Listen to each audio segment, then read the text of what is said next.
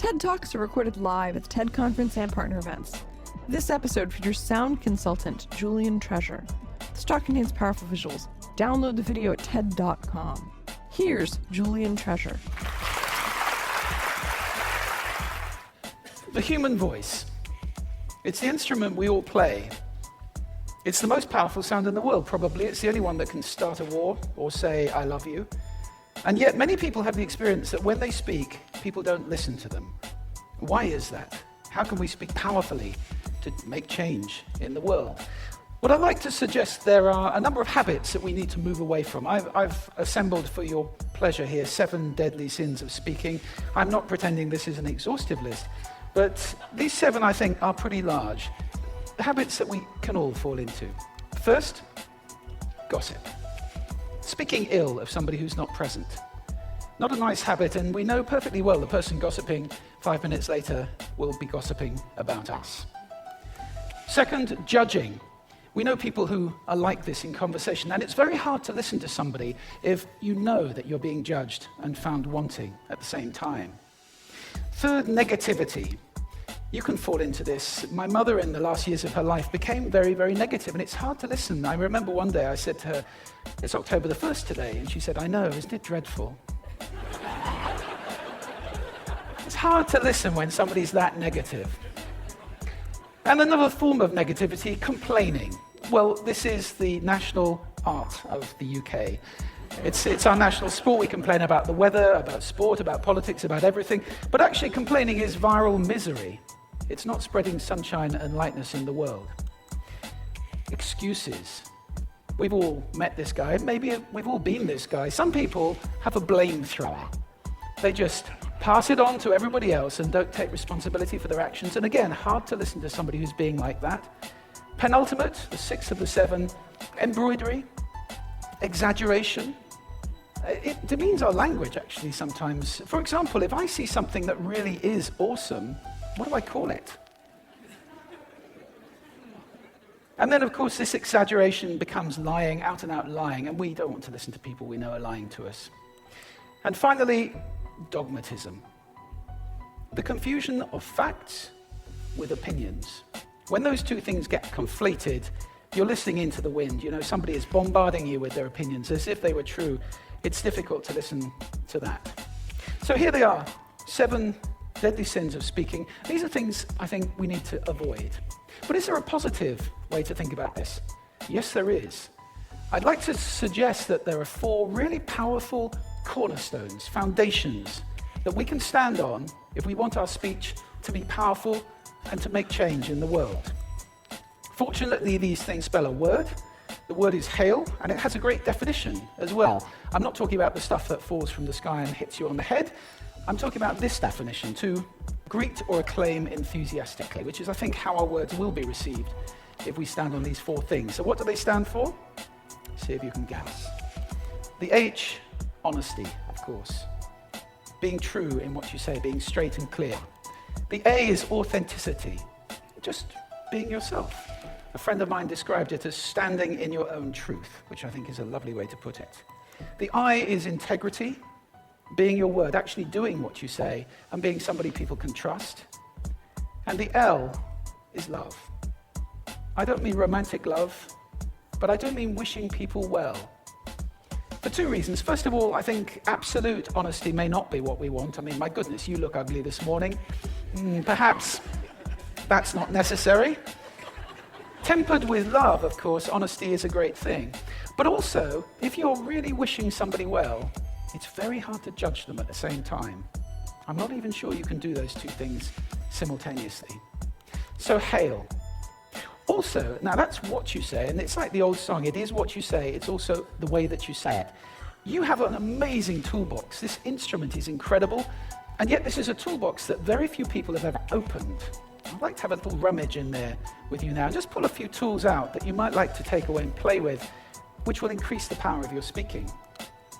Register, for example. Now, falsetto register may not be very useful most of the time, but there's a register in between. I'm not going to get very technical about this for any of you who are voice coaches.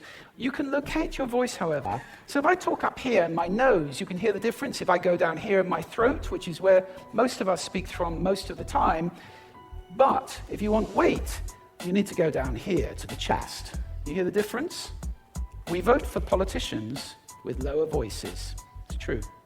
Because we associate depth with power and with authority. That's register. And we have timbre. It's the way your voice feels. Again, the research shows that we prefer voices which are rich, smooth, warm, like hot chocolate. Well, if that's not you, that's not the end of the world, because you can train. Go get a voice coach. And there are amazing things you can do with breathing, with posture, and with exercises to improve the timbre of your voice. Then prosody. I love prosody. This is the sing-song, the meta-language that we use in order to impart meaning. It's route one for meaning in conversation. People who speak all on one note are really quite hard to listen to if they don't have any prosody at all. That's where the word monotonic comes from, or monotonous, monotone. Also, we have repetitive prosody now coming in, where every sentence ends as if it were a question, when it's actually not a question, it's a statement.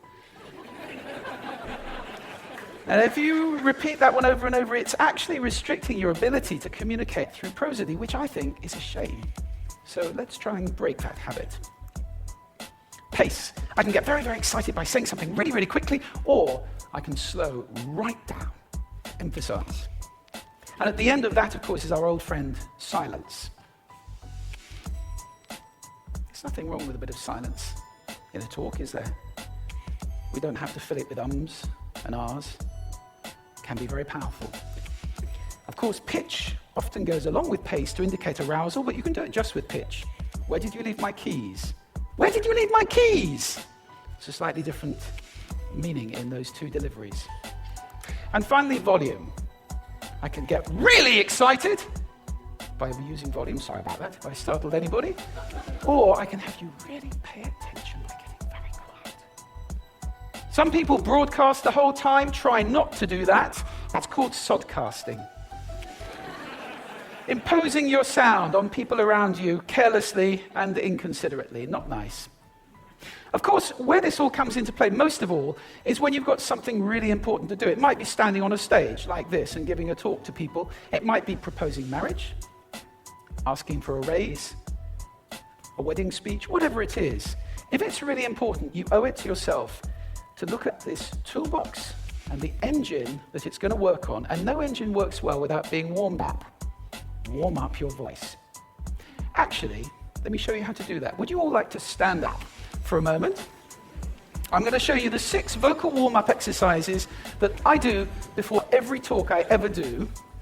Anytime you're going to talk to anybody important, do these.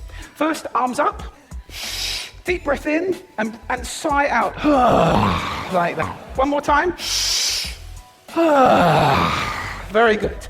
Now we're going to warm up our lips, and we're going to go bop, bop, bop, bop, bop, bop, bop, bop. Very good. And now, just like when you were a kid. Now your lips should be coming alive. We're going to do the tongue next with exaggerated la, la, la, la, la, la, la, la, la. Beautiful. You're getting really good at this. And then roll an R. That's like champagne for the tongue. Finally, and if I can only do one, the pros call this the siren. It's really good. It starts with wee and goes to or. The wee is high, the or is low. So you go wee, or wee. Fantastic. Give yourselves a round of applause. Take a seat. Thank you. Next time you speak, do those in advance. Now, let me just put this in context to close. This is a serious point here. This is where we are now, right? We speak not very well into people who simply aren't listening in an environment that's all about noise and bad acoustics. I have talked about that on this stage in different phases. What would the world be like if we were speaking powerfully to people who are listening consciously in environments which were actually fit for purpose?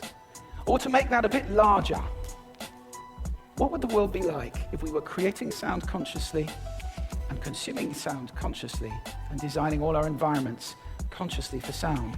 That would be a world that does sound beautiful, and one where understanding would be the norm. And that is an idea worth spreading. Thank you. Thank you.